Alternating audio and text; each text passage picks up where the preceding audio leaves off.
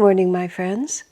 Today we get to talk about one of the most wonderful aspects of human life and one of the most profound and meaningful discoveries we can make, which is we are not what we seem. We may feel little and puny and insignificant, and yet we are in fact one with the infinite. So isn't that good news?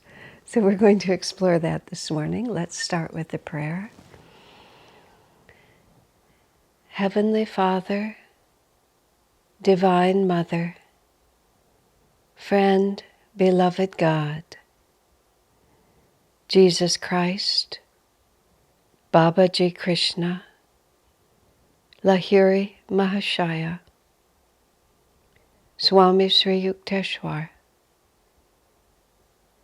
Beloved Guru Paramhansa Yogananda, Saints of all religions, dear friend Swami Kriyananda, humbly we bow to you all.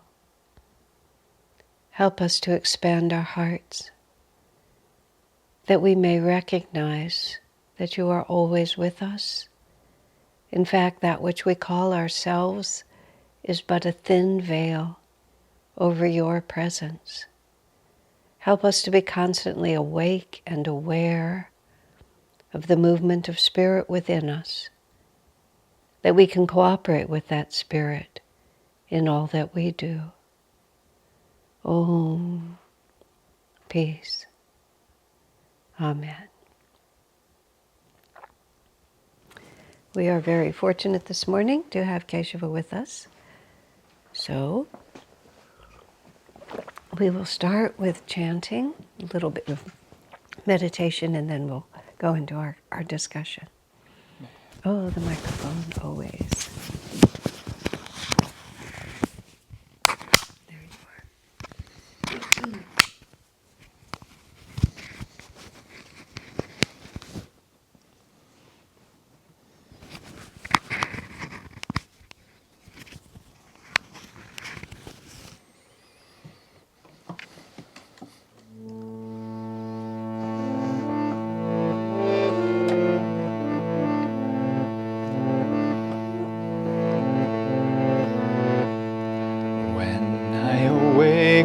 See thy face. When I awake, I'll see thy light. When I awake, I'll see thy face. When I awake, I'll see thy light.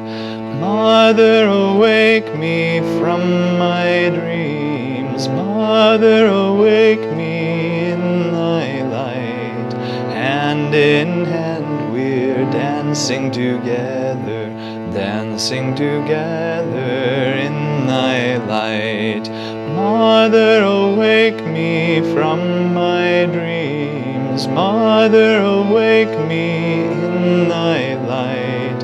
Hand in hand we're dancing together, dancing together in thy light.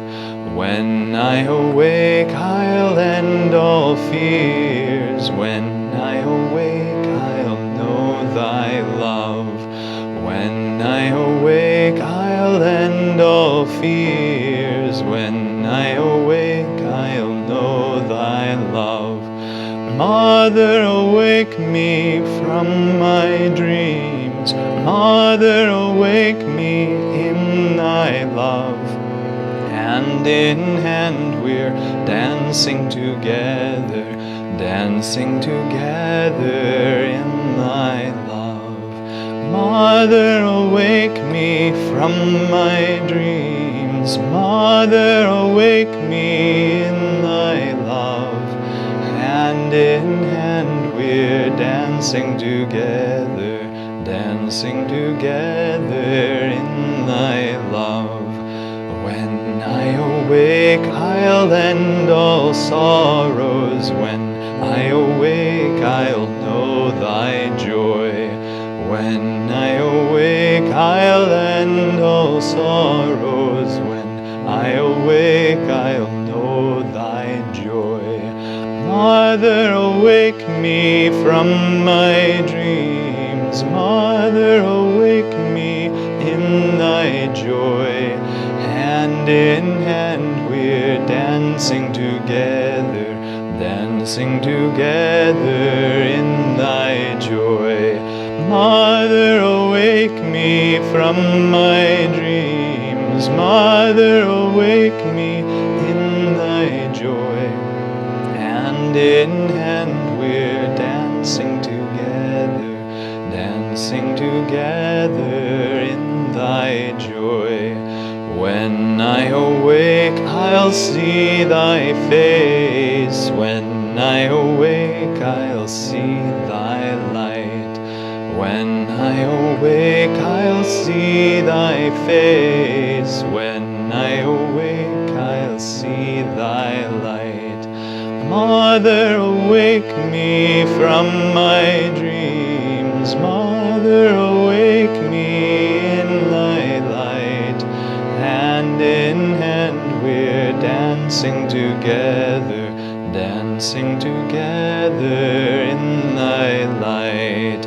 Mother, awake me from my dreams. Mother, awake me in thy light. Hand in hand we're dancing together, dancing together in thy light. When I awake, I'll end all fears. When I awake, I'll know thy love. When I awake, I'll end all fears. When I awake, I'll know thy love. Mother, awake me from my dreams. Mother, awake me in thy love. Hand in hand we're dancing together, dancing together in thy love.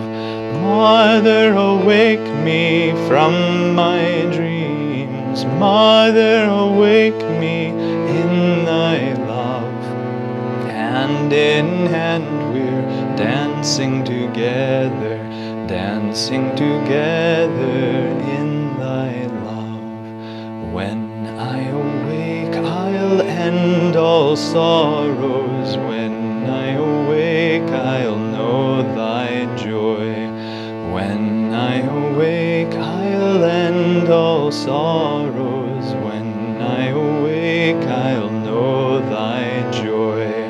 Mother, awake me from my dreams. Mother, awake me in thy joy. Hand in hand we're dancing together, dancing together in thy joy. Mother, awake me from my dreams. Mother, awake me in thy joy. Hand in hand we're dancing together, dancing together in thy joy. Mother, awake me from my dreams. Mother, awake me in thy joy. Hand in hand we're dancing together, dancing together in thy joy.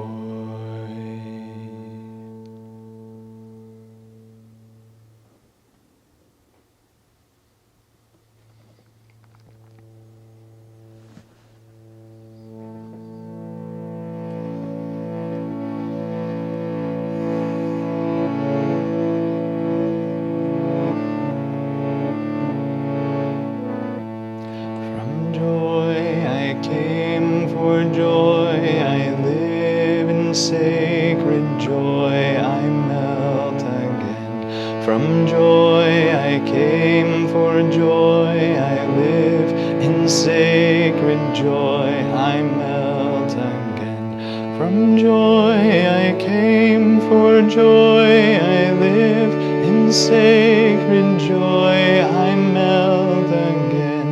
From joy I came for joy, I live in sacred joy, I melt again. From joy I came in sacred joy I melt again. From joy I came, for joy I live. In sacred joy I melt again. From joy I came, for joy I live. In sacred joy I melt again. From joy I came, for joy I live. In sacred joy I melt again. From joy I came, for joy I live. In sacred joy I melt again. From joy I came, for joy I live. In sacred joy I melt again. From joy I came, for joy I live. In sacred joy I melt again. From joy I came, for joy I live. In sacred joy I melt again. From joy I came, for joy I live. In sacred joy I melt again. From joy I came, joy I live. In sacred joy I melt again. From joy I came, for joy I live. In sacred joy I melt again. From joy I came, for joy I live. In sacred joy I melt again. From joy I came, for joy I live. In sacred joy I melt again. From joy I came, for joy I live. In sacred joy I melt again. From joy I came, for joy I live. In sacred joy I melt again. From joy I came, for joy I live. In sacred joy I melt again. From joy I came, for joy I live. In sacred joy I melt again.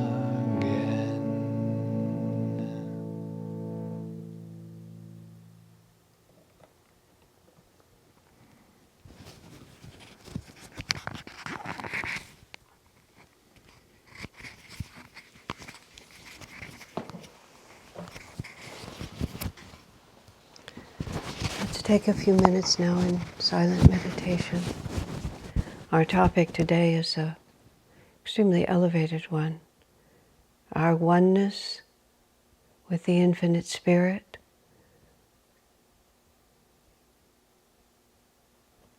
our natural nobility of soul. Let's feel that power all around us and concentrate above all on receptivity. Opening our hearts not only to love, to give love, but also to receive the infinite love of Divine Mother, ever available to us, waiting only for our receptivity.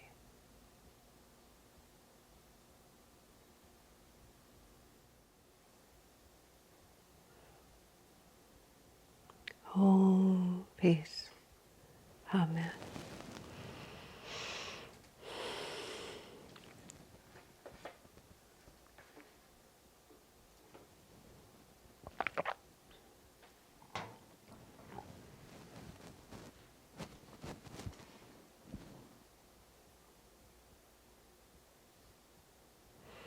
Today's topic creates a great dilemma. When I saw what the title was and then I saw how it was described, which many of you may not know because I know some of you just sort of show up when I show up without a real concern about what the subject is. And in that you and I are alike. because I just show up too, and then I sort of find out what it is that God wants me to talk about today through the instrument of my friends who set up these different programs. So I'm not entirely passive. Sometimes I make my own choices, but you can't argue with the philosophical point that we all come from the infinite. We are all one with the infinite, and it would behoove us to pay more attention to that. But I don't think any of us are arguing with that point. It's not like we have a different of opinion. Okay, you're one with God, but I prefer not to be. If we felt that way, you definitely would not be listening to this broadcast. There's at least part of us that recognizes that we would be happier the closer we are to the divine. And there is a certain stage of philosophical understanding where we do need to get a clear picture of what that means. And it doesn't hurt to have a clear picture of what that means. And it's very important philosophically. I was listening to a talk Swamiji gave. It was in Mumbai, about 2007, I think was the date. And it was called Kriya Yoga in Daily Life. And it seems he gave a series of such talks around India at that period of time. He moved to live in India when he was 77 at the very end of 2003. So he really started his residency in 2004. He began an entirely new work for Ananda at that age. Just before he left for India, he was living in Europe at the time, in Italy. He finished writing Conversations with Yogananda. I was going to pull the book out, but I don't know where it is. And it was the last of when he lived with Master. Master told him to write down the things that Master said. So Swami assiduously kept some notebooks for the 3.5 years that he was there, and then also wrote in things after Master had died that he recollected. And he wrote The Path, he wrote The Essence of Self-Realization, then he wrote Conversations with Yogananda, and it was the contents of those notebooks were included. He wrote The Path in 1977, he finished it, Essence of Self-Realization in 1990, and Conversations with Yogananda in 2003. So he spread that out over a long period of time. After he finished writing Conversations with Yogananda, he really felt that he was finished. He hadn't yet written books that became extremely important, like the commentary on Patanjali, and even more importantly, the commentary from Master's teachings on the Bhagavad Gita.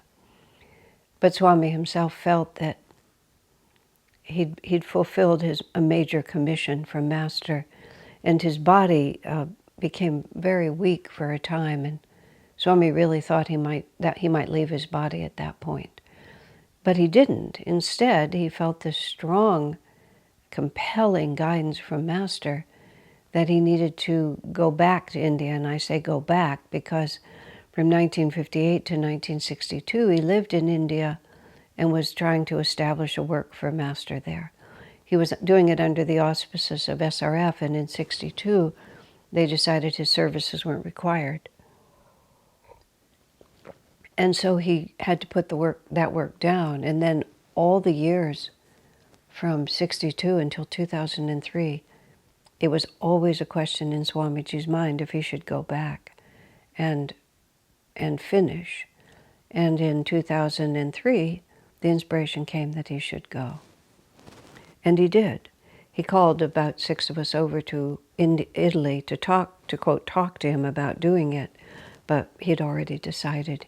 He was asking us sincerely, and as he explained it, to see if we could think of something that he hadn't thought of in terms of why he should not do it. But he did, and when an ashram house was rented for him and everything was set, he said, he quoted Sri Yukteswar's words to Master when Master left India for America, "All doors are open. It's now or never." So Swami just picked up his rather aging body and took it to India and started this work.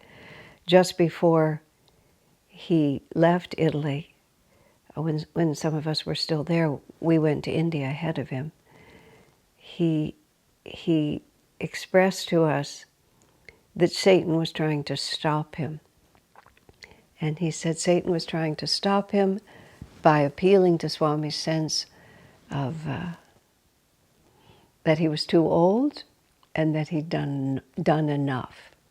And he said he felt he said it was the way Satan works with us is he insinuates himself into our mind and tries to persuade us through false reasoning, false compared to divine truth. And he said he kept hearing these thoughts in his mind. Oh, you're so old now and your health isn't good and you've done so much work already for God. How much does he want from you? Enough is enough. You've earned a quiet retirement. What about that seclusion you've always wanted? You know, just sort of on like this. And Swami said, as the thoughts would come into his mind, he would just feel both his body and his will just getting weaker and weaker. But it wasn't a joke. He told it to us, you know, with a slightly humorous exaggeration. But he was also telling us because it was very real. He said the thoughts were extremely real and the arguments were very compelling. And just as he described it, he felt the will to go forward on this sort of leaking out of him as these thoughts came to him. And it was about 24 hours that he felt diminished by those thoughts until he gathered himself and said, even if I die trying, I have to try. And then he went forward with great energy, and it was challenging, especially on the physical level. Immediately he started having tremendous health issues. He was in the hospital so many times, this small private hospital near where the ashram was, that he just checked in and out like it was his own hotel, like a favorite hotel. All the staff knew him. They always sent him to the same room. The whole staff had a habit and a pattern that they went, what they would take with him, who would stay with him, you know, how they would get the food to him, just everything. It was just all worked out. It was part of the story. In Light Bear, I tell some humorous incidents about Swami going to the hospital in India. Now, if there's anyone that I know who could speak with authority about his unity with the divine, who could speak with authority, as he often did, when sometimes he would regale us with stories of all the things that he'd accomplished, the books he'd written, the lectures he'd given, the music he'd produced, just all these different things that he had done. Sometimes he would actually make a list. When you have a satsang with the community, he'd tell us all the things that he had done. And then how he had to write one more book and he just didn't think he could do it, that it just wasn't possible. But then he realized that he couldn't do it, but Master could. So he put his attention strongly at the point between the eyebrows, and he was talking in that case about cities of light, and the book just poured out of him, and it needed almost no editing. And people who didn't know Swami thought that he was being egoic in all of this, but he was being exactly the opposite. He was saying, on my own, I'm nothing. With the Guru's grace, anything is possible. And then he would turn to us and look at us quite, unequivocally. And that which I do, ye shall do in greater things. That's a quote from Jesus. It wasn't the word Swami used. But he was saying to us, this is how things are done. This is not how I, Kriyananda, do them. This is how things are done. This is how we move through the world. And the fact that I, Kriyananda, put my attention at the point between the eyebrows, the only reason I'm telling you this, and this he would say, I'm telling you this because this is what you can do. Put your attention at the point between the eyebrows. Ask Master to work through you, and he will. So what we had in Swami Kriyananda, and I would testify this from years of close observation and association with Swamiji, was the example of these two seemingly contradictory realities. And the one reality is just put your attention at the point between the eyebrows, ask Master to work through you, and he will. Just saying, I'm 77 years old, my health has not been good for many years, but Master is calling me to India, so I'm going to India. And there was no sort of two sides of that. Because the key to it all was, I can't do it, but Master can. But Swami didn't come to that through platitudes. He didn't come to that through this sort of constant statement of his absolute oneness with God. Swamiji lived in a very, it was unique, but it was also universal. It was extraordinary and awe-inspiring, and it was also an example. And even in Master's life, and we really have yet to have, well, we're getting there. We're getting a lot more information on a day-to-day basis of what Master's experience was like. Swamiji tried to put some of it into the path. There have been a few other books that have come out more recently that chronicle Master's life, but we have a few clues. There was a point at which Master left Mount Washington, went to Mexico, and didn't know whether he would return or not. He just had it. He'd had it with betrayal, with struggle for money, with, one step forward and 3 steps backwards in his efforts to build a work for Master.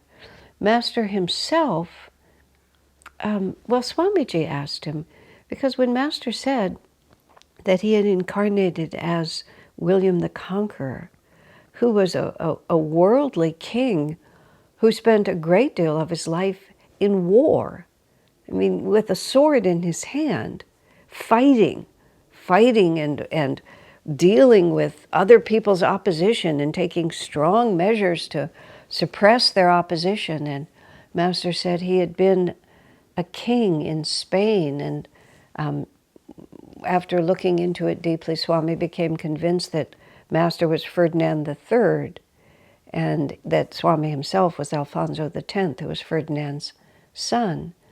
I've read biography of Ferdinand III. He spent almost his entire adult life at war. It's hard to think. You think of an avatar, you think of one with God, you think of all this sort of ease and pleasure and beauty and effortless spirituality and living in the light of the Spirit. And then you read about Ferdinand III, who spent 26 years, I think it was, at war. That was his job. He was protecting Spain for Christianity, for Catholicism, as it were, and he was driving away the invaders who would have taken away that focus on the teachings of Christ. That was his divinely appointed job that he had to do. So these examples are extremely important to us. Let me hold on for just a minute. There was another thought in there.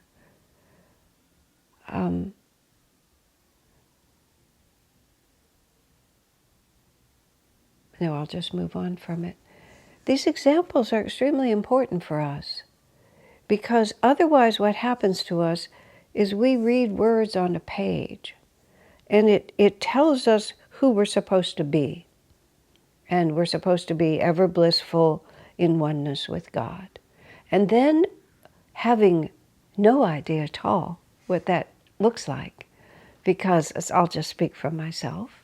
It's like, I believe the words, and this is where the devotee gets in a very complex situation.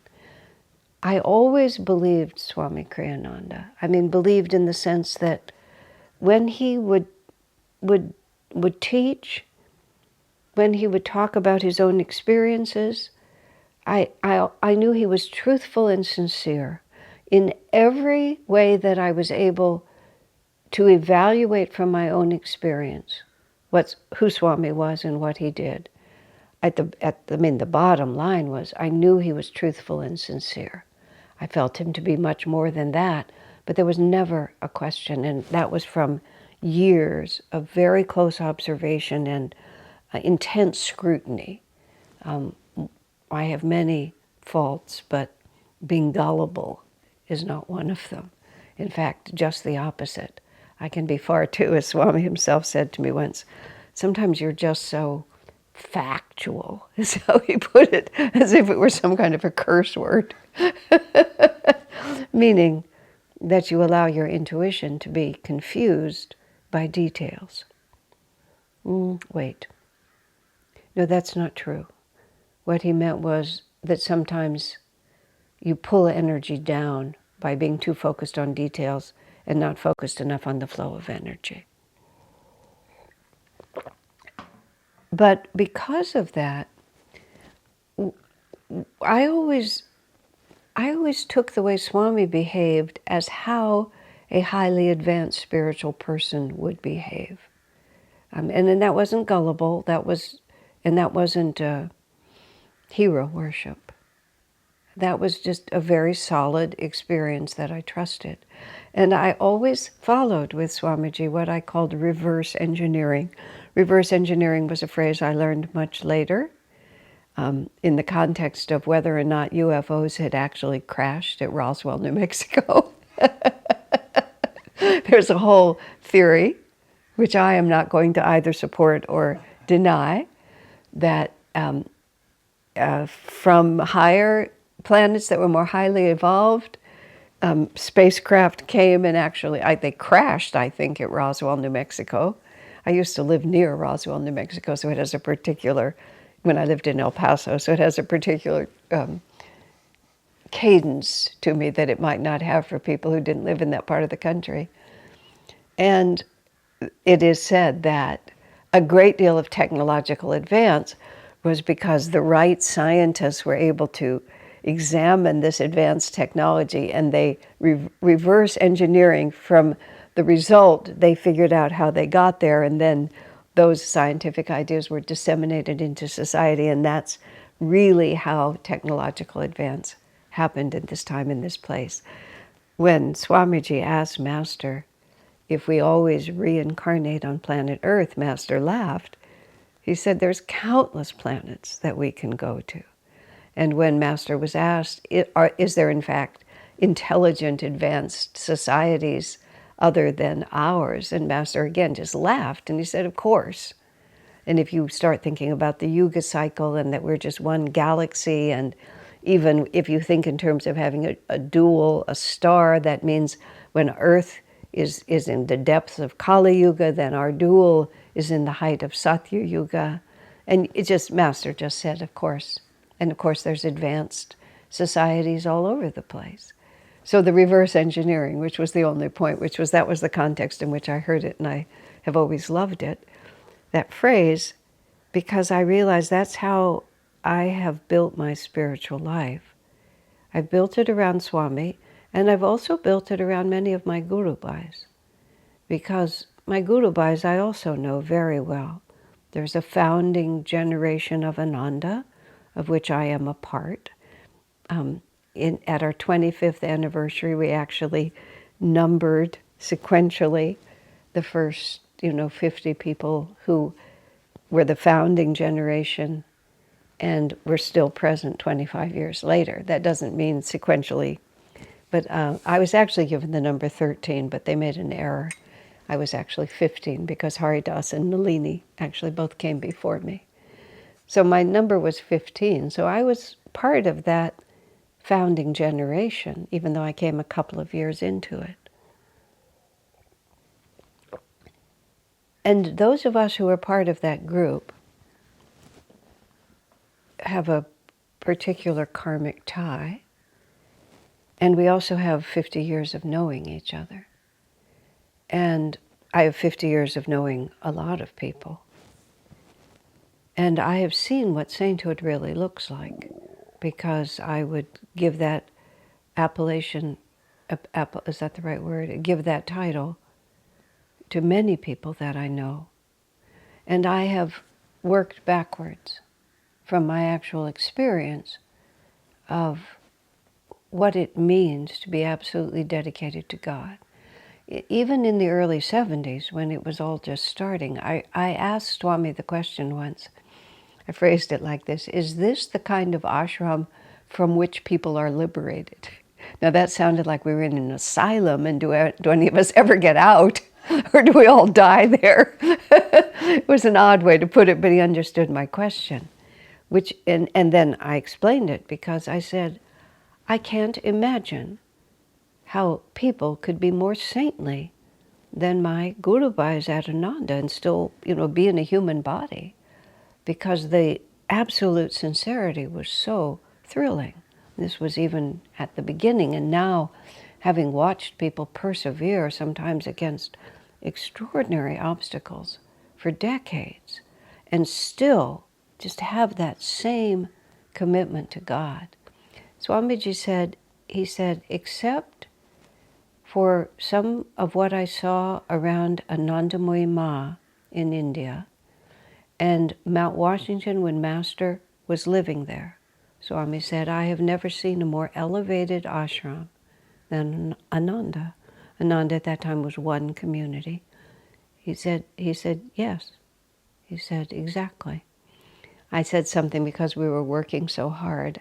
I made a comment of, even if people aren't spending all their time in meditation. Swami gave me two answers to that. One was, well, no, let me think exactly what he said. Oh, I know what he said. He corrected me. He said, there's a great deal of deep meditation going on at Ananda. It was, don't be fooled by what you see. Again, the same comment. Don't be fooled by what you see.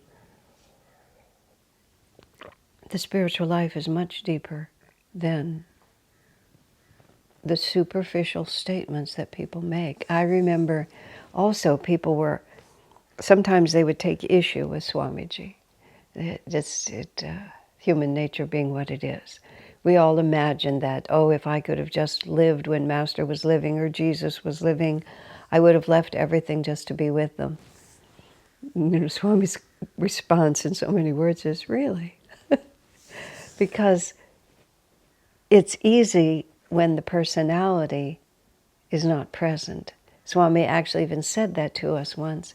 He said, you have it much easier than I did.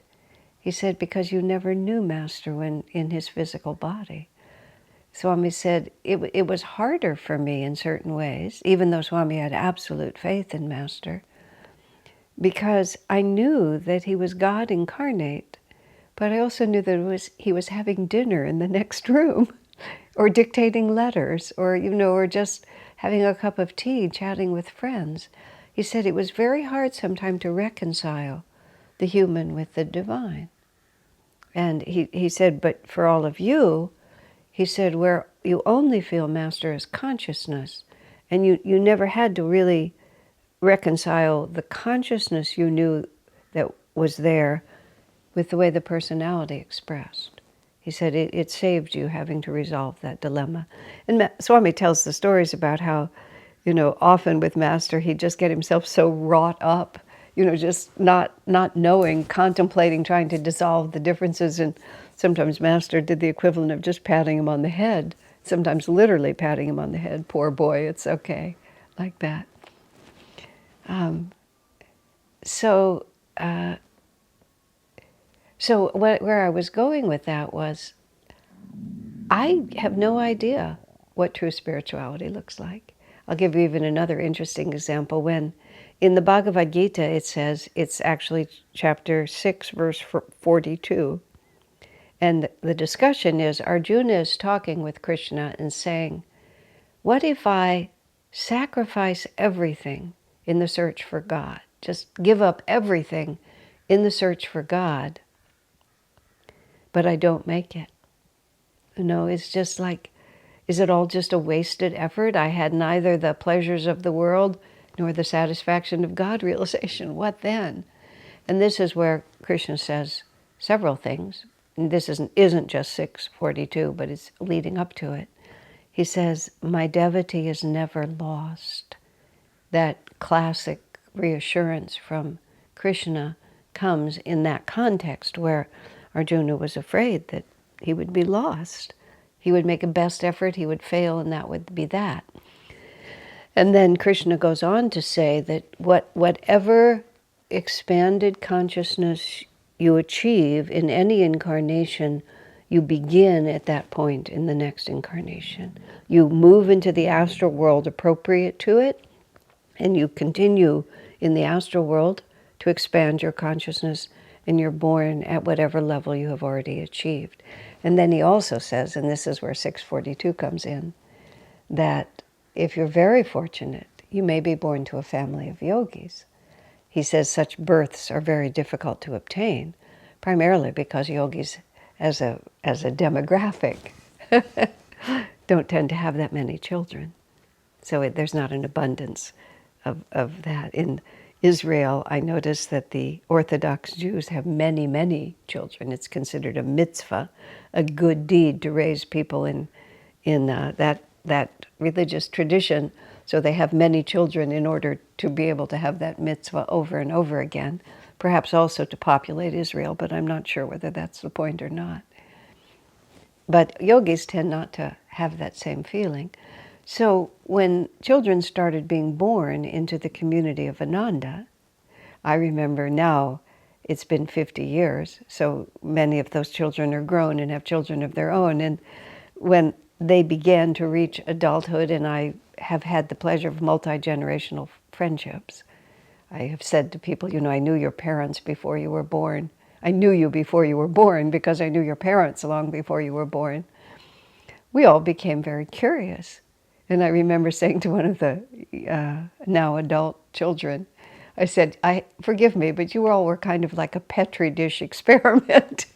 We were all just watching to see if the words of Krishna would be fulfilled, because a birth into a community like Ananda would be for the right soul, for the spiritually inclined soul, would be a great privilege. And only a small percentage of those born into Ananda have stayed on the path, on this path, but almost without exception, they have all grown up to be exceptionally fine adults. And in fact, one child, as an adult, her mother, who had no interest at all in our spiritual path, was talking to a girl that she grew up with, who also has had no interest in our spiritual path. But one was saying to the other, all our friends can just do whatever they want. But the way you and I were raised, we always have to think about the deeper meaning of what we're doing. And many of the parents have observed, even if their children haven't become disciples of Master, the values and the way they live their lives are precisely what we would do. Now, here is the whole point of that. When those children started growing up, coming into their teenage years and acting in ways that all of their parents acted when they were teenagers, but now we were hoping these children wouldn't do it. I mean, we had discussions like, we don't know what it looks like. And we don't know what a powerful yogi is going to look like when they're 13. And just acquiescence and sweetness and always being good and just taking other people's word for it is not necessarily a sign of great spirituality. I remember Swamiji giving a satsang to a group of little boys in one of our communities.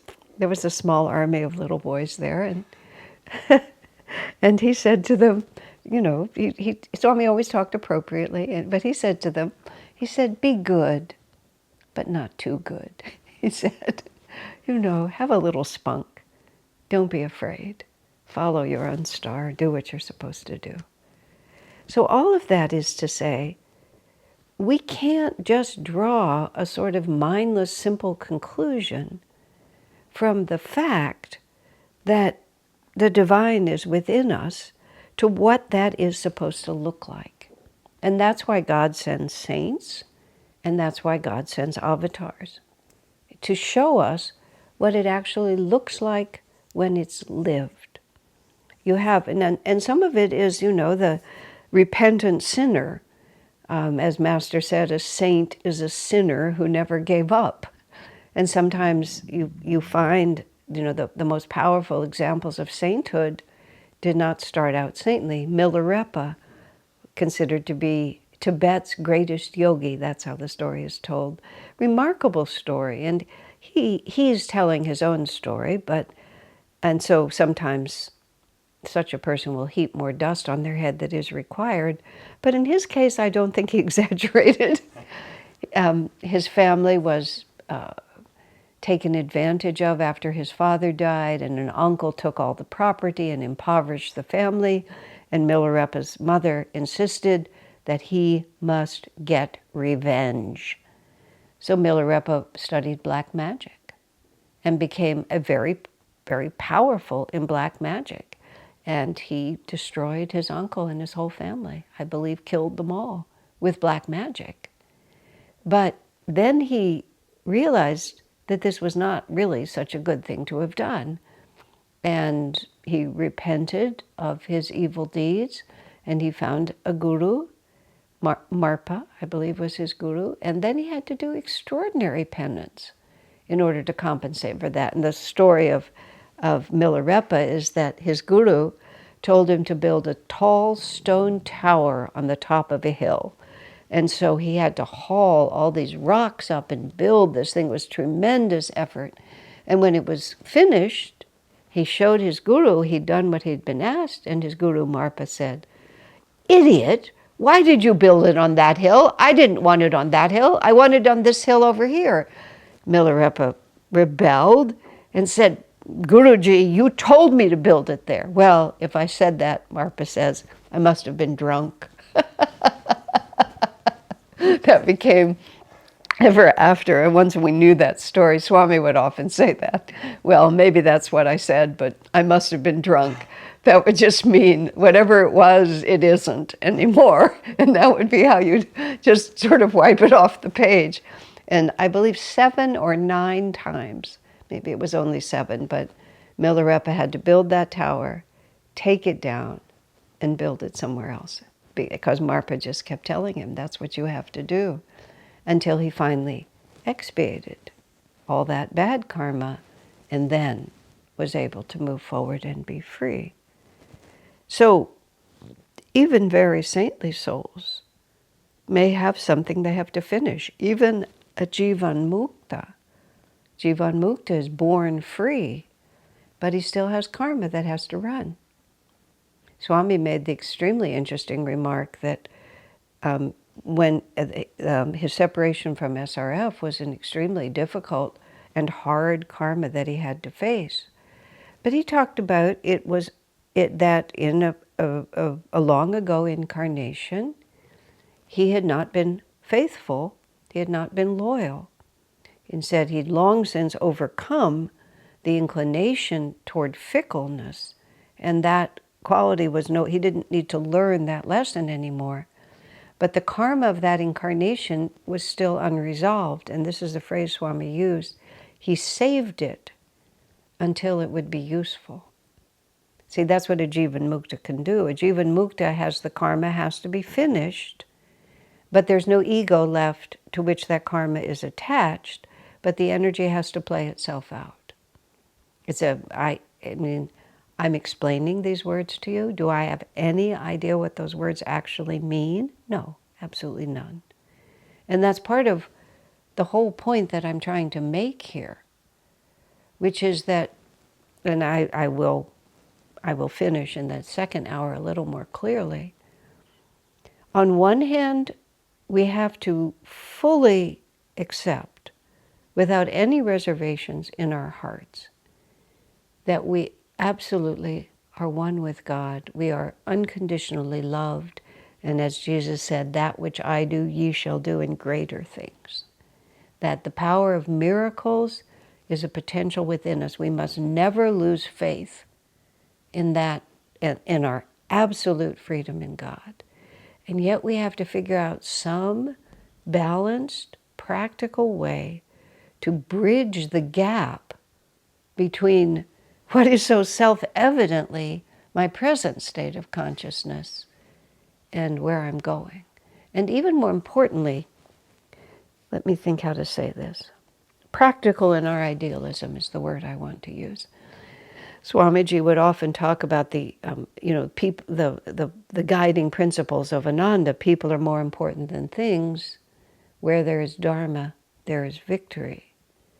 But equally important is we are practical in our idealism.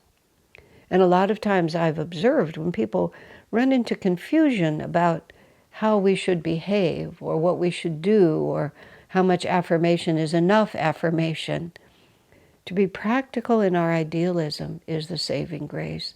And that's what I always saw in Swamiji. Swamiji was completely elevated, completely dedicated, but he was also completely practical. You know, he was on his way to India, knowing, as he put it, when I was a young man, he said, the climate of that country nearly killed me. He said, at this stage of my life, I don't know. And one of the things that happened to Swami just within a few months of when he arrived there is he got double pneumonia. And he said the x-ray was just comically bad, looking at his lungs. And he was living on the 4th floor of this ashram with this turning staircase. And at 3 a.m, he finally had to call Dharmadas, who lived a couple of floors beneath him, in Nirmala. And they had to get, as Dharmadas said, they had to get everybody in the ashram to get on this, stretcher to get Swami down the stairs and to the hospital. And Swami just blissfully accepted it all. But it was, but then ever after that, he never spent the foggy winter months in Delhi, because it was they have this ground fog. It gets very cold. The air gets extremely polluted because people are running generators a lot, and the ground fog holds the pollution to the ground. Swami just had very weak lungs. He stayed in India, but he would often go to Goa for much of the month of January, or elsewhere, or Europe, just because it wasn't work. He was practical. He didn't just say, I must do it, I have to do it. And when he was tired, he took a break. And when he was sad, he didn't pretend that he wasn't. When Master left Mount Washington because he was tired of it all, he just left. He knew that he was going to continue to live for God. There was no question, but he'd reached his limit. When Swami was being profoundly persecuted at one point, he also left Ananda. He went to stay in Hawaii, Ananda village. He went to stay in Hawaii for a time. And he did come back. Master did come back from Mexico, but Swami didn't know if he would come back. He went there to see what he ought to do.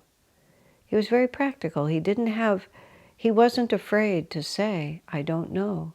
In 1981, when Swamiji had stepped away from being a monk and had made an alliance with a woman, and he was going to live as a spiritual householder. And he put himself out with this tremendous commitment to this being Master's guidance, even though it was a radical change from everything he'd been doing until then. And within a matter of months, the woman changed her mind. The whole thing just turned into a catastrophe on a certain level. Swami's comment I loved.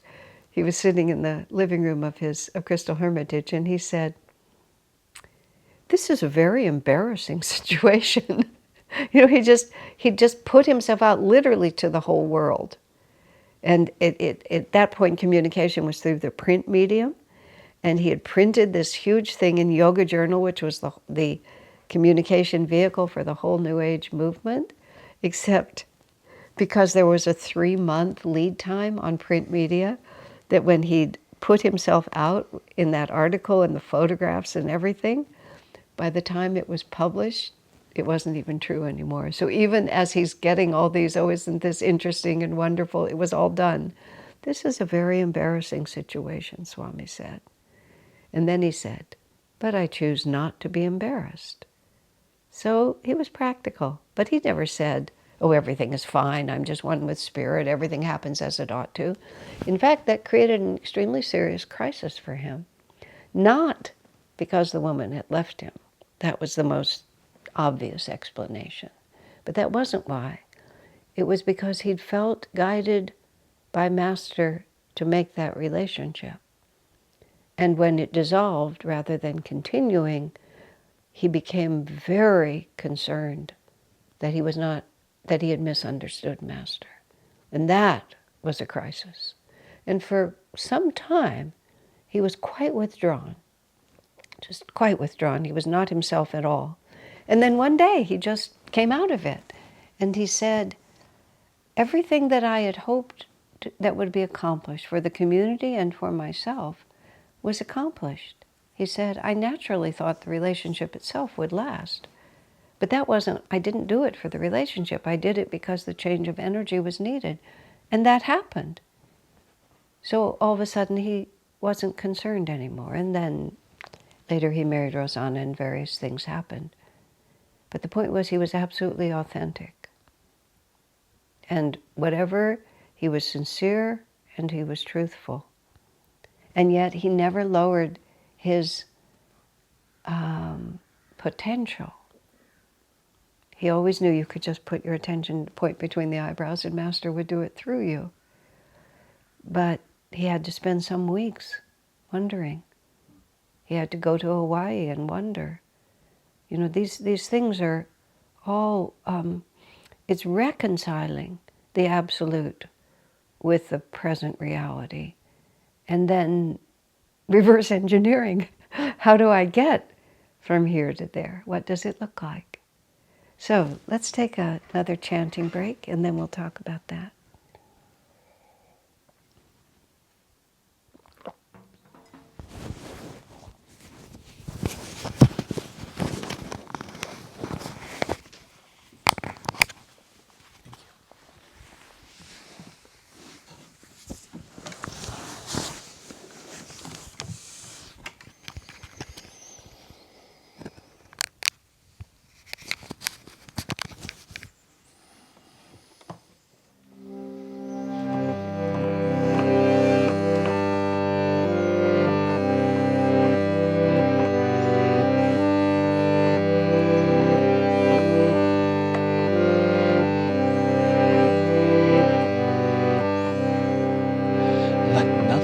Disturb you, nothing affright you, all things will pass, but God changes not.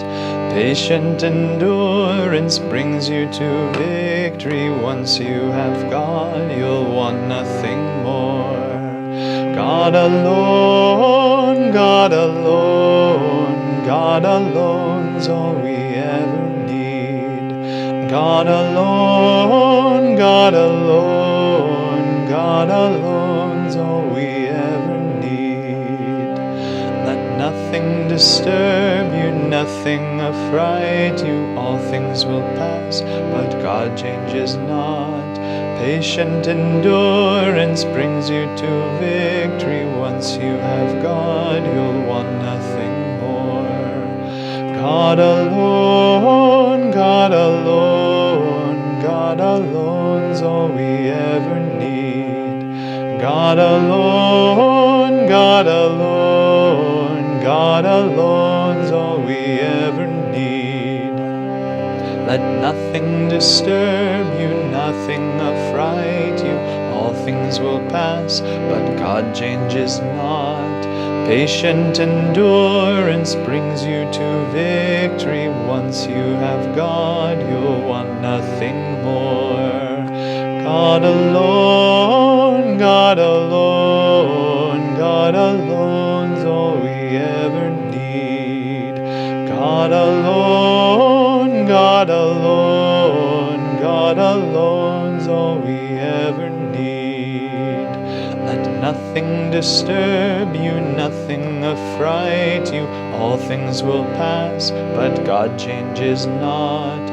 Patient endurance brings you to victory. Once you have God, you'll want nothing more. God alone, God alone, God alone God alone, God alone, God alone's all we ever need. Let nothing disturb you, nothing affright you. All things will pass, but God changes not. Patient endurance brings you to victory. Once you have God, you'll want nothing more. God alone, God alone, God alone's all we ever need. God alone, God alone, God alone's all we ever need. God alone, God alone, God alone's all we ever need. God alone, God alone, God alone's all we ever need. God alone, God alone, God alone's all we ever need.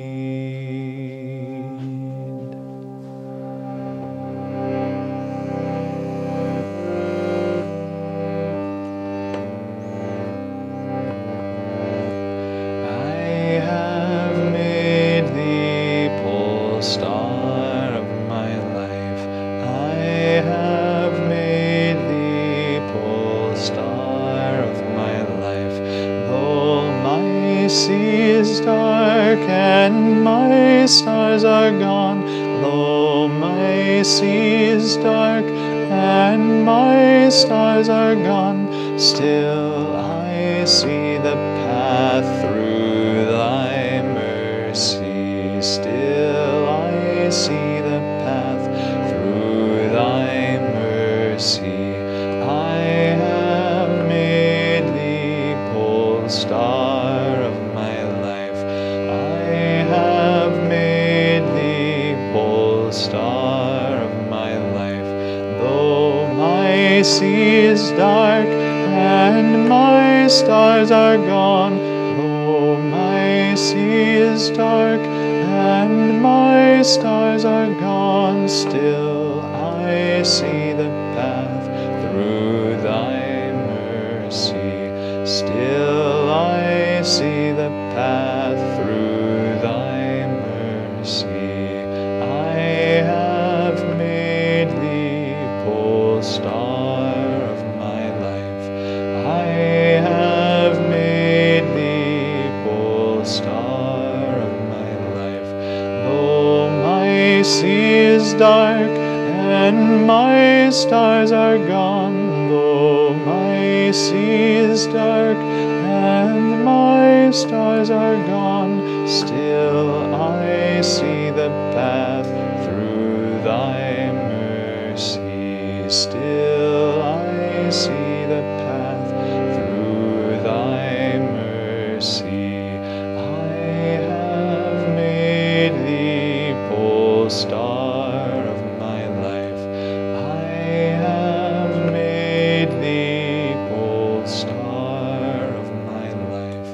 Though my sea is dark and my stars are gone, though my sea is dark and my stars are gone, still I see the path through thy mercy. Still I see the path through thy mercy. I have made thee pole star of my life. I have made thee pole star of my life. Though my sea is dark and my stars are gone, though my sea is dark and my stars are gone, still I see the path through thy mercy. Still I see the path through thy mercy. Still I see the path through thy mercy.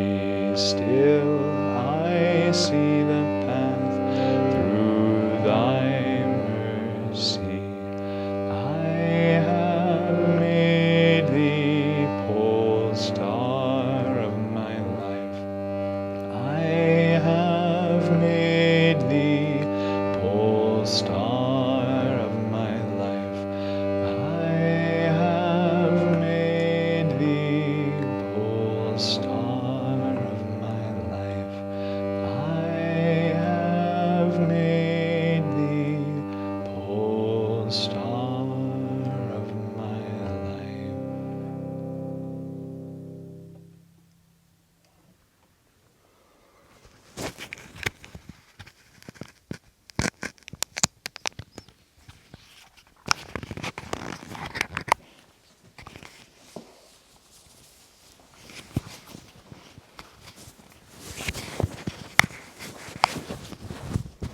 Let's meditate now for a few minutes.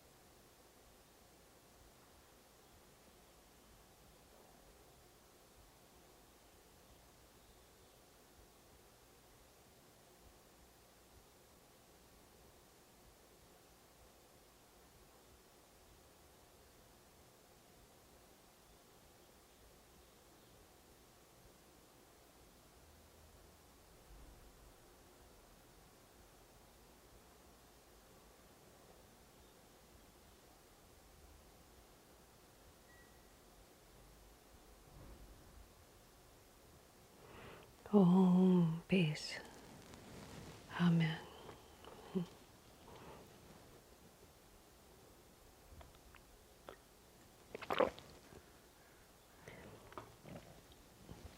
When Master wrote Autobiography of a Yogi, he could have written it from many different angles, and he certainly includes in there a tremendous amount about his own elevated state of consciousness.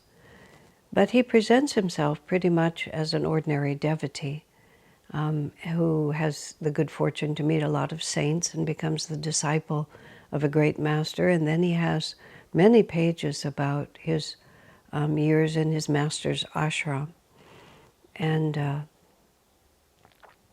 so when you read his book, you not only get an idea of what it is to be a master, but you also get the idea of what it is to be a seeker in addition. And that how you have to become a disciple and how you're disciplined by your master and all of those realities. When Swami wrote The Path, he said the master himself couldn't really speak about his own spiritual greatness. He wasn't inclined to. And in fact, Master said to Swami that when he was a boy, even as a young boy, and went to see all those various saints, Master said that usually the saints ended up trying to learn from him, whereas he'd come to learn from them. In other words, they called him Choto Mahashaya, which Swami translated, Master translated as just little man, but it means little great soul.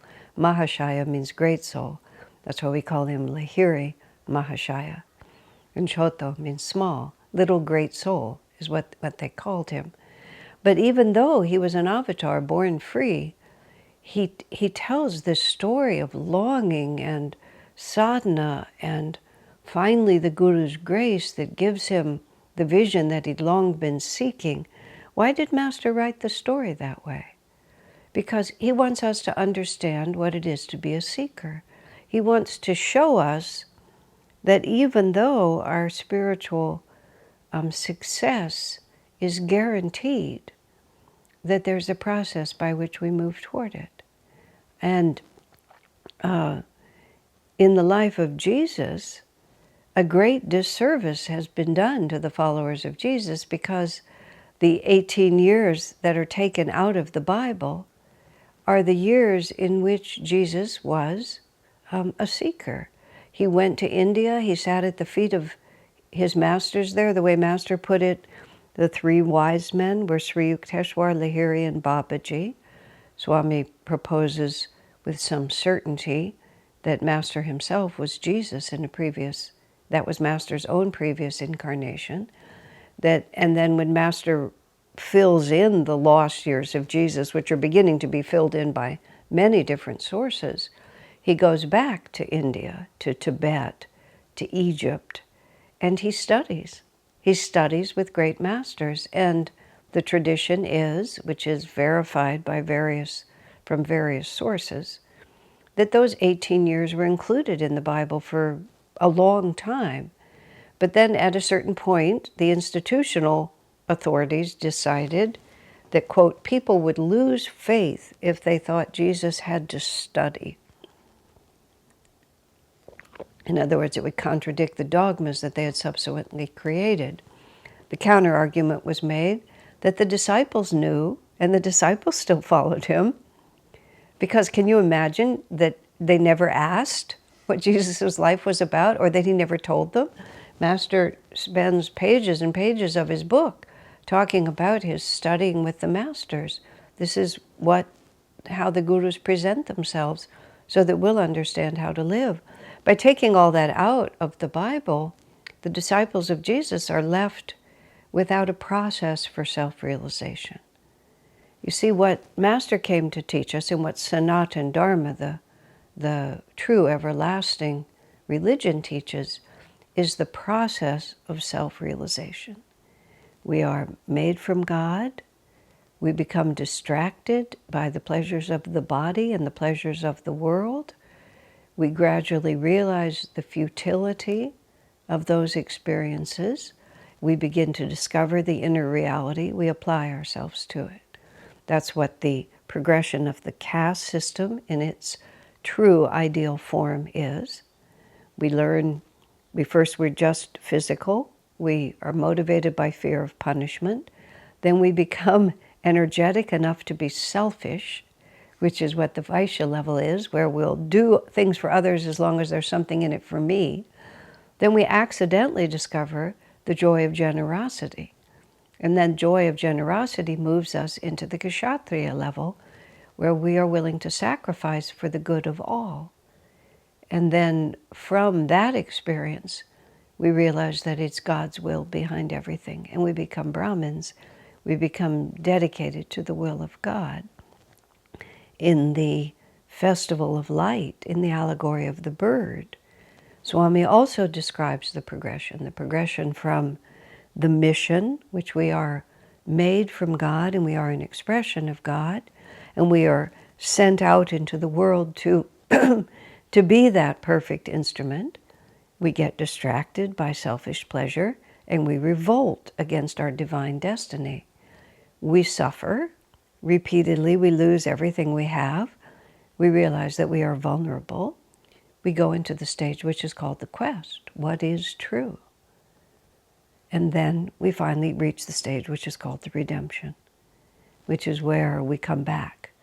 All of our mistakes are forgotten, forgiven. More than that, much different. Forgotten and forgiven is not the right word. We realize it was an illusion. We were always one with the infinite. We just lost our way. The question I raised when I was asked to answer the question once about the nature of this universe, which I'm not qualified to answer, so I answered it with an image. If we're walking through the jungle and we see a crooked stick and we mistake it for a poisonous snake, and we go through all kinds of wild gyrations and changes to avoid the poisonous snake, and then we discover that it was never a poisonous snake, it was just a twisted stick. You know, did any of that other ever really happen? Or was it just a big misunderstanding on our part right from the start? And that's really the nature, so the masters tell us, of our experience of suffering and loss and heartbreak, is that we keep looking at a twisted stick and thinking it's a poisonous snake and going through all these experiences because of it. But then we come back and realize, oh, it was just a misunderstanding on my part. Divine Mother never put a poisonous snake in my path. I just misunderstood. And then we're reconciled. We call it the redemption. We're reconciled. We're reunited with our true nature. Now, if we understand the process of self-realization, and if we understand the true nature of a Christ, of a God-realized master, the remarkable thing about it is that each of those God-realized masters, every great saint that we know, at one point wasn't a great saint. And the time on it is impossible to comprehend. But when asked once about, when I asked Swami how long, because Master said he remembered back to being a diamond, and someone had asked me, how long does it take to get out of being a diamond? I thought that was an interesting question, and I asked Swami. He told me it was a stupid question.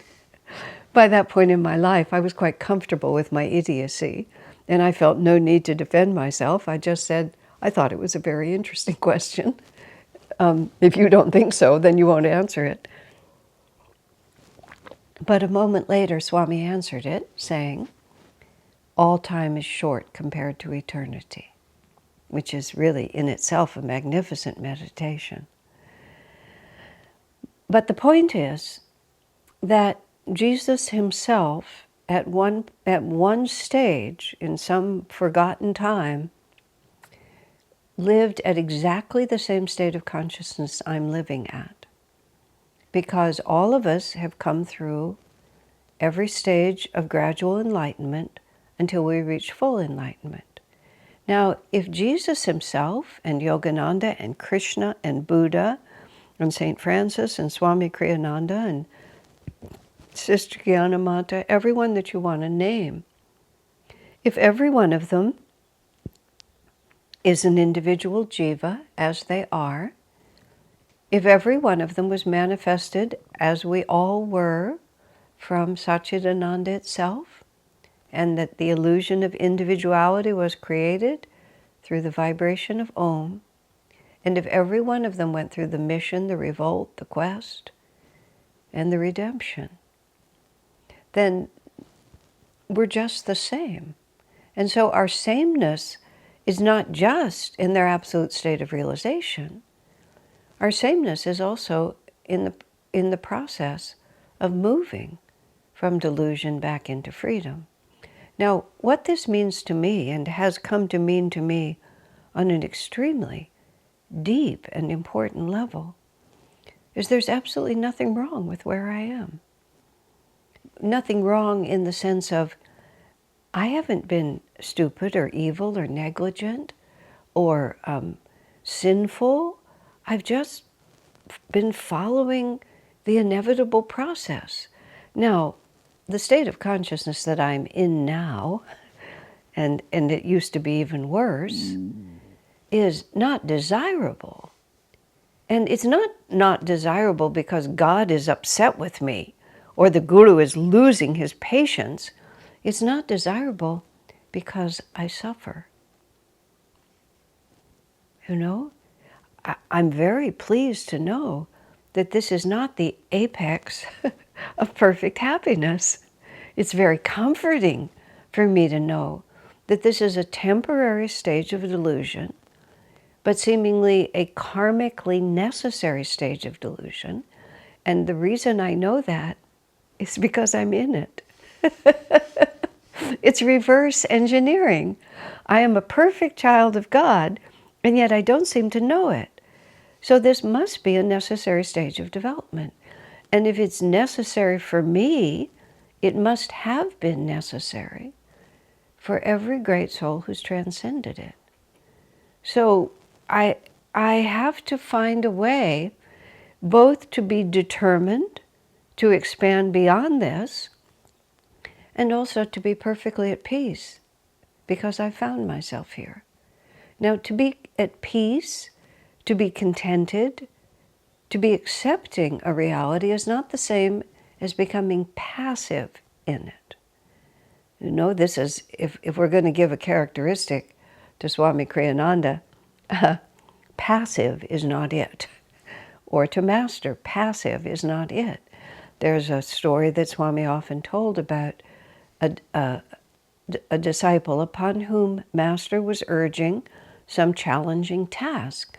And the disciple was quite resistant to accepting that challenge. And finally he protested and he said, Master, you can do it. You're a master. See, that's how we tend to separate ourselves, which is why this fundamental topic is an exceedingly important one. We are infinite in our reality. And accepting that infinity is essential to our one day realizing it. So for this disciple to say to Master, well, it's easy for you to do, you're a master, Master was not willing to accept that. He said directly to the disciple, and what do you think made me a master? He said it was by doing. In other words, Master was also acknowledging, I was in your shoes. That was my state of consciousness, and I transcended it. And how did I transcend it? By applying my willpower. Master speaks of will as desire plus energy. So there has to be that deep desire awakened within us to achieve that higher state of consciousness. And Swami often writes, Master writes, God doesn't care about our failures. All that matters to him is our indifference, which is actually, I'm just thinking of another way that could be explained. We have to be not indifferent to our failures. We have to be calm in accepting them, but we can't be indifferent to them. Because if we're indifferent to them, then we don't have that desire for realization. And willpower is required for realization, and willpower is desire plus energy. Now, sometimes people get a little bit hung up on that word desire. Isn't it bondage even to desire God realization? Well, Anandamoyi Ma answered that for Swami by saying, it's not a desire which will liberate you from all desires is not bondage. So we mustn't play too many intellectual games. But the way we have to live to be successful as a devotee, at least this is what I've observed. I observed it in Swami's life, and I've seen it successfully acted out around me, and I found it efficacious in my own life. And those are all the evidence that I can bring to it, which is we have to be absolutely authentic, we have to be absolutely sincere. I went through a cycle with Swamiji very early on in my spiritual life when I was really trying to figure out how to be a devotee. And I had a great flaw in my upbringing, which was I never really learned until I met Swamiji how to be disciplined in my efforts. And I had what I have now termed a certain superficial brilliance. And I could ride on that. So that there was not deep effort or discipline behind it, but I was pretty good at most things I put my mind to. And I just rode on that pretty good. It made me deeply schizophrenic. This is what I see in retrospect. Because I was a tall person in a very short world, is the only way I would say it. The values, I was school smart, is what it really comes down to. I was school smart, and growing up in America, being school smart gets you a long way. But I knew that I wasn't really wise or capable, and I certainly wasn't living up to what I intuitively knew was my own potential. But nobody was asking me to do more than the things I could already do. And the praise I got for doing them was out of proportion to the effort I put in. And it just made me feel crazy. But at the same time, I was very much afraid of not looking good, because looking good was all I had, basically. So I carried that into my life at Ananda, and early on, Swami gave me responsibility for running the publications business. Presumably there was nobody better, or he knew that it was going to be the right thing for me spiritually. And it was right for me spiritually because I was absolutely incompetent. I had no idea how to do that job. And my incompetence at running the business was not a problem. The problem was I was incompetent in learning how to run it properly. And Swamiji kept trying to help me learn how to be competent, and I kept feeling that I had to pretend to know what I was doing. And so he kept making suggestions and putting pressure on me. This was something that went on, I think it went on for 2 years. That seems like a very long time, but it seems like it did go on for quite a while. And I kept shining him on, and he kept pressuring me until finally it cracked. It just cracked. And Swami and I had a very frank conversation, and he said, "You always wanted to appear to be a good disciple, so you said yes, sir, to me." He said, "But inside you were angry," is the phrase he used. I wasn't as aware of being angry. I just was struggling. He said, and then he said, "You never fooled me." And my response to that immediately was, well, what a colossal waste of energy. You know, trying to hold up this facade when he was never fooled. Now, of course, I could say Swamiji was never fooled because he was very intuitive, he was astute, he could see that I wasn't carrying out any of his instructions. He could read my feelings no matter what I was trying to put across. But I had a very interesting realization, which is I could pretty much read the feelings of most of the people around me, and most people around me could read mine. Of course, I was living in the rarefied atmosphere of Ananda, where we meditated together a lot, and we were all very intuitive and very sensitive, so it wasn't a sort of crass, worldly environment. But I realized we never fool anyone. Even if they can't articulate what they're perceiving, people aren't stupid. We feel each other's energy, even if we don't know it. And even more profoundly, we can't fool life. We can't fool truth. We can't fool ourselves even. We can create, incredible complexes in our attempts to fool ourselves, which is exactly what I'd been doing all my life up until then. But we never really. Inauthenticity is untruth, and untruth can't stand. It can't endure. I mean, if we're complicated enough and have enough other ego active qualities, we might be able to pull the ruse off even for many lifetimes. But truth will find a way. I remember how many times Swami said to me, you don't have to defend truth. Truth can stand on its own, and sooner or later it will step forward. I remember when we were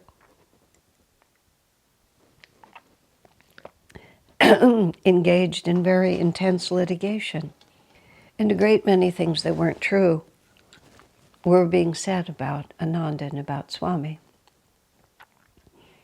And Swami wrote to those who were perpetrating these false ideas, and he said, the more untruth you tell, the more power you give to truth. Because it's like you're pushing the pendulum really far in a false direction, and sooner or later all that energy will be released and it will have to go back. And so it is with ourselves. If we keep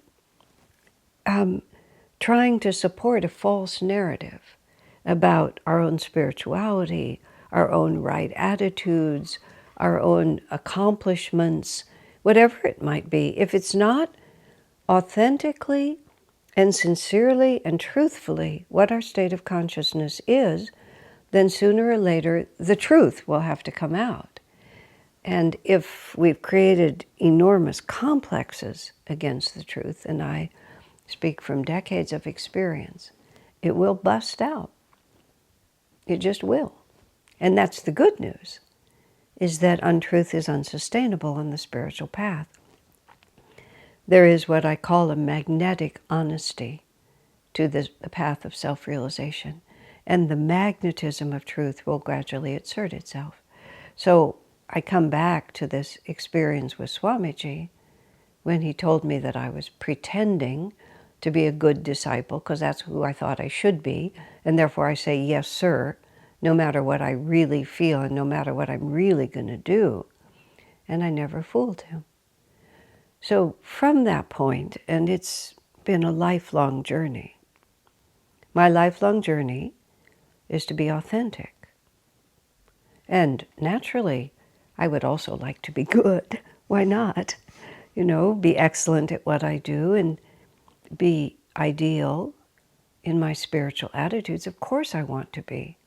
And of course I know that eventually I will be. But affirmation is powerful when it's based on a fearless acceptance of what's true. And now we have to bring in that word fear, because fear is always, at least I'll speak for myself, but it's almost always the key factor. And also just a kind of fundamental misunderstanding that somehow this is how I have to be, because if I am, I have to be that way now. I remember this woman who got herself into a great deal of trouble, ultimately so much trouble that she had to leave the community. Swamiji, because she herself couldn't face into what happened, not because we wouldn't accept it or Swami wouldn't accept it, but she couldn't accept it. Because Swami had presented to her a very dynamic future spiritually. She got very confused, thinking if that's my ultimate destiny, that must be who I am now. And then, without discipline, without training, without tapasya, without anything that she needed, she just sort of tried to assert that that was her present reality. And it was decades in the future, if she applied herself. And rather than applying herself, she merely affirmed. And as a consequence, the discrepancy between her authentic self and the persona she was trying to walk around and be, the magnetic honesty just broke it apart. And she didn't have the humility to just say, well, that was a waste of time. So we never gain anything by false affirmation. And at the first half of this class, I was trying to put forward, of course we will succeed spiritually. Of course we are perfectly loved by God. Of course we will be God-realized masters. Absolutely. There's not a chance in the world that we're not going to be liberated. We will be liberated. We can even be liberated in this incarnation, or at least, as Swami said, become jivan muktas, which is dissolve the ego. He was very, just optimistic about it. At least we should become jivan muktas. Now, I have tended to react a little bit against that in this sense, which is I've been through the false affirmation stage. I've been through that if I'm going to be, I must be that now. I've been through the fear of admitting my own shortcomings. So I'm very, very nervous about not getting caught in that again. So what we really have to ask ourselves is not who will I be, but who am I? Because if we don't know what our actual tools are now, we get a little bit confused. And I've shared with all of you, but it's absolutely apt, so I have to say it again. Early on in my spiritual life, in the early 70s, Swami was never one to flatter us. He never tried to reassure us by exaggerating our reality. He called us great souls. He believed in us, but his belief in us was so deep and so authentic, it didn't have to be affirmed with a lot of extra words. So even though Swami was very supportive, very grateful, very appreciative of every good thing that we did, he was never lavish in his praise, and he never gave praise just for the sake of praising. But there was this one day, and it was sort of an odd day. There were 6 or 7 of us in the room. I don't really remember how many, a small number of people that Swami knew well. And he was more or less complimenting everyone. He was finding something very positive to say about everyone. And as soon as he started, I felt growing in my heart this incredible desire to be praised by Swamiji, especially in front of everyone. I really wanted it. And I knew that my egoic desire to be praised was in conflict with what was appropriate, but nonetheless, that's how I felt. And it appeared as though Swami was not going to include me in the passing out of compliments. And I don't know exactly what I did, but what I felt like was I sat up taller and leaned into him a little bit, kind of like, and then there's me, lest you're forgetting, I'm also sitting here. Whether I actually did it that blatantly or not, I don't know, but inwardly, that's what I was doing. I knew enough about Swami to know that this was not a winning strategy, but nonetheless, I couldn't help myself. So Swami looked at me and he said, "Oh, well, and you, Asha, you're very sincere. You're very sincere." I don't think he said very sincere, he said very sincere. I took that as I had forced him to say something. And so he just went to the bottom of the barrel and pulled out the only true thing he could say, which was essentially how I took it, was, "You poor sap, at least you're trying," And I just plunged into a sort of depression. I just felt so, just so little. And I didn't have the right understanding at that time that that was okay. I just felt very, very little. And after a couple of days, Swami noticed and asked what was wrong with me. And I recounted to him, how I knew that I was just trying so hard to be complimented, and that he'd gone to the bottom of the barrel and just pasted on me the only little trivial thing he could find. Swami looked absolutely shocked. He said to me, "Asha," just like that, "Asha, sincerity is everything." Wow. And that was perhaps the greatest gift. It would be hard for me to really align them all up. But it was one of the greatest gifts Swami gave me. Because, of course, my syndrome, which was a natural one, is I wanted to be good. I wanted to be seen as good. And Swami told me, in the eyes of God, sincerity is what really matters. Now think about this. we go through so much karma. We have so many incarnations. We make, Master said, every mistake there is to make. Now again, he's also talking about himself. Master made the extraordinary statement that anything you're not drawn to do, any wrong action you're not drawn to, is because you have done it. In other words, you have tested it. Will this make me happy? Because, unfortunately, we only learn from experience. So we test it. Will being a pirate make me happy? Will being a murderer make me happy? Will being a thief make me happy? Will being a drug addict make me happy? And so we test it, we try it out, and we find out that it doesn't. And then we really know that it doesn't. If you think about your life, I think about mine, there's many things that I could just never do. I just couldn't do them because they would be so self-destructive. I just couldn't do them. And it's not because people are telling me not to. It's because it's scary to me. I wouldn't touch it. And there's some things in this lifetime that I have done that I've now learned I should never do again because they're scary, terrible. I know that from experience. So we've done all of those things. The past lives of all men are dark with many shames. That's what Sri Yukteswar says. In other words, all that experience was necessary to bring us to the point where we begin to understand that what I want is God. And whenever that awakening comes, or wherever we are in the process of that awakening, we really can't help all that stuff that happened before. First of all, it's done. And it seemed like a good idea at the time. Otherwise, we wouldn't have done it. And on a much deeper level, it was necessary. It was just the necessary stages to get to the point where I really know what I want now. And that's all that God cares about, is now I really want God, because then he can work with us.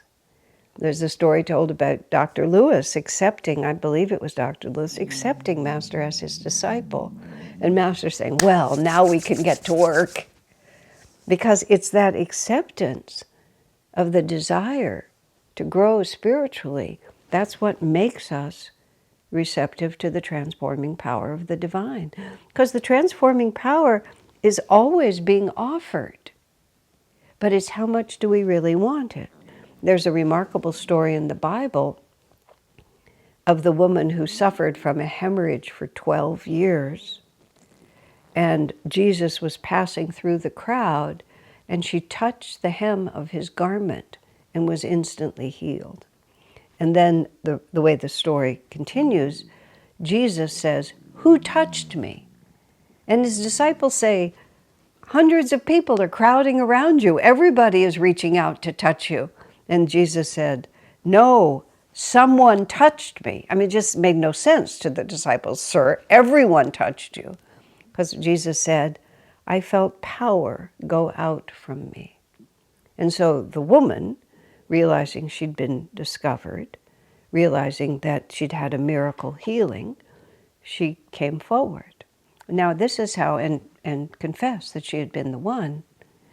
And the way Master explains that story is that everybody touched him, but they didn't have the receptivity that she had. She was so deeply sincere in her belief in Jesus and her longing to receive his consciousness that when she touched even the hem of his garment, the power went from him. And it wasn't even Jesus saying, "I will give it to her." It's not personal. The power was always flowing through Jesus, but many of the others who touched him didn't have within themselves the capacity to receive it. That's where St. John says, "As many as received him, to them gave he the power to become the sons of God." And in the Festival of Light, where Swami, there's just a few words, relatively speaking, in that whole festival. And Swami includes, "as many as received him." Now, our ability to receive, to touch the hem of the garment and have the power flow from the Master into us depends, we can't fake that. That's the law of magnetism. That's not the law of, I look good, don't I? I have all the vocabulary, don't I? I appear to behave according to all the rules, don't I? You can't fool the magnetic force of God. You can only be exactly what you are. That's why with Swamiji, I was putting on all the right responses. I was, showing myself up just like it had always worked for me, that I could do that. Even though knowing in my heart I wasn't what I appeared to be. But Swami just said, you never fooled me. You can never fool the sight of God. He knows exactly who we are. And the power will flow into us. The power will be drawn through the Master in exact proportion to our ability and our willingness to accept it. And what is that ability and willingness? It's how much we really want it. Who am I really? And because Swami gave me that word sincerity, I don't know if there's a Sanskrit word for it. If there was, I would make it my monastic name. I'm going to actually just think about that for a minute. He gave me the name Asha, which actually means hope. And hope and sincerity are not that far apart from each other. I never actually thought about that before. But the capacity to have hope is based on sincerity, isn't it? It's based on the belief that this is really possible and this is really what I want, to be sincere. And I've had wonderful meditations on that word sincerity and wonderful realizations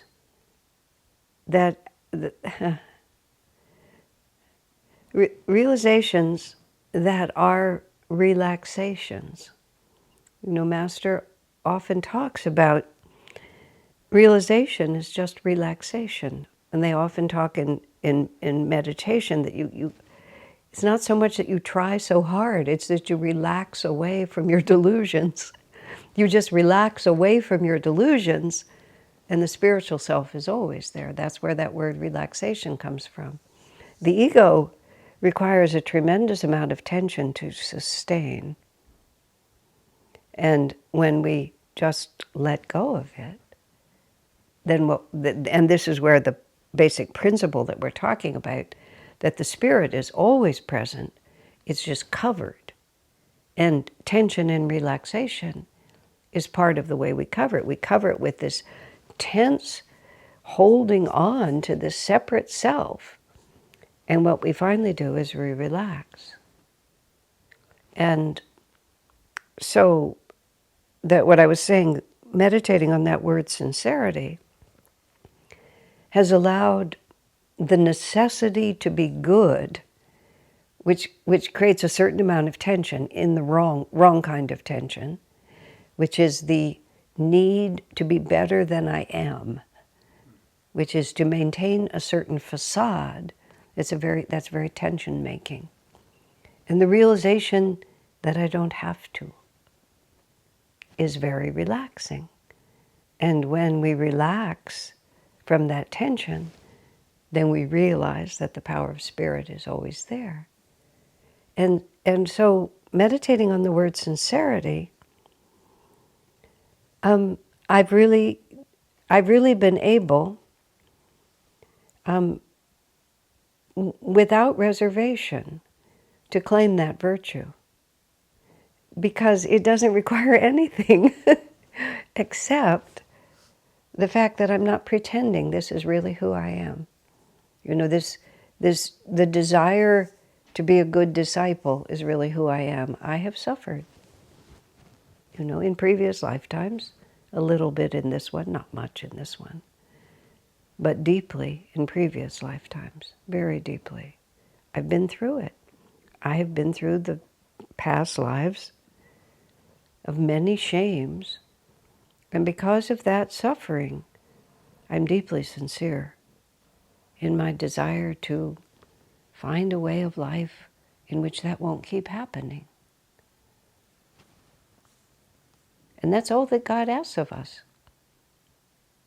And the more we can balance these two realities, and you see, let me try to think about it for a minute.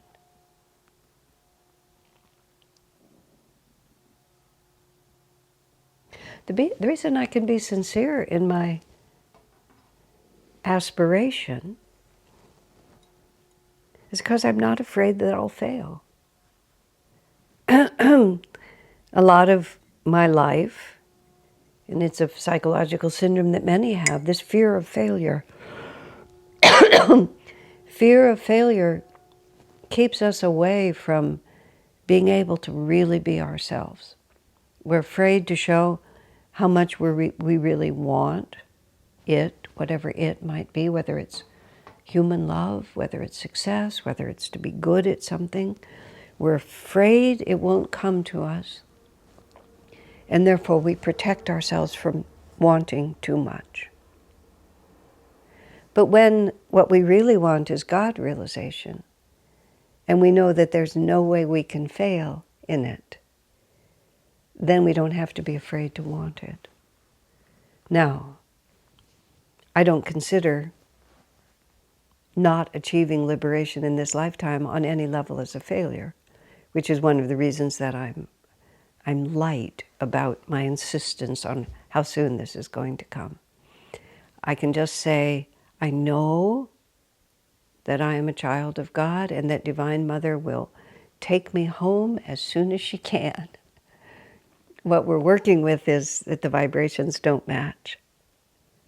You know, they say in the astral world, death and return stories that I've heard, or channeled versions of what the astral world is like, is that the astral world, you go into the vibration that matches your consciousness, and you can see vibrations that are denser than your own, and you can go as a being of light into areas where the vibration is denser, and you can help bring light and raise people. But you can't go higher than your vibration is. But you can see those realms are there, and you know you're going to be able to rise into them when your own vibration becomes free enough. But it's not a failure just to be here, because you know that you're going to get to that point. And so one lifetime, however many more lifetimes it is, once the sincere desire for God realization is there, Master said, it absolutely must be fulfilled, because nothing else will ever satisfy you. And even if, as I and all of us have done, I test the water every now and then to see if something else is going to satisfy me. You know, even though one knows, you just want to make sure. You just have to try it one more time. And if it were clear cut, you wouldn't do it. But it's never clear cut. You don't really know. And sometimes, and it all proves necessary in the end. When someone wrote to Swamiji once, they had a very difficult decision to make, and it looked like a black and white. Either I do this or I do that. And it seemed like it mattered. And she wrote to Swami and said, I keep praying to Master, but I don't get an answer. Swami wrote back, make either decision. Doesn't make any difference. Master is pleased that you want to live for him. You see, Divine Mother's love for us is so much more charitable and forgiving than our own love for ourselves.